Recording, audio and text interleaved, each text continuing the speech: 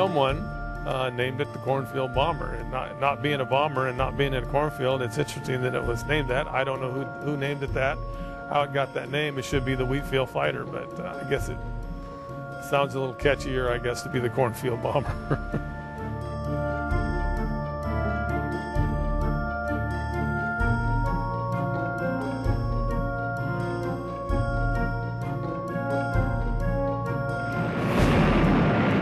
Take off as a flight of 4. We actually ended up as a flight of 3 because one airplane aborted.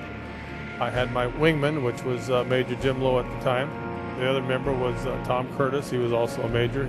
He was to be the opponent. We flew slightly north of Mouston. I was coming in at approximately 40,000 feet. As it turned out, my opponent was lower. We met. We got into a vertical scissors at the time.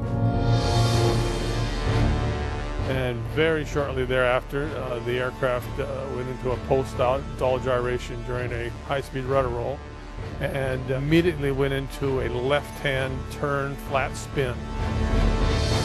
It remained in that spin as I was going through the maneuvers, the emergency procedures to recover. It did not recover. I finally, after being prompted by my wingman, ejected approximately at 8,000 feet or so above the ground. Immediately after I ejected, the airplane immediately went completely nose down and recovered from the spin and flew off.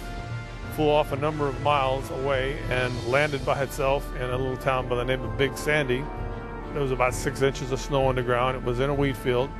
Probably skidded some couple hundred yards or more and came to rest. It ran at idle until it basically ran out of gas. This wasn't the first time that the minute the pilot ejected, the aircraft recovered from the spin. Of course, I was surprised that was the case. I assumed it crashed, but the fact that it landed by itself was obviously a shock to everyone. There was no major structural damage. There was minor damage, and the airplane was sent back to McClellan Air Force Base, which was our depot. And at some point in time, I'm not sure when, it had been repaired and was returned to service. And I believe it was probably in about 1979, which would have been 9 years later. The airplane was down at Tyndall, and my wingman, when I jumped out of it, Major Lowe, was the squadron commander now at Griffiths. And he, of course, saw to it that I was assigned that airplane, and I did fly that airplane when they were down there with training with IWS again.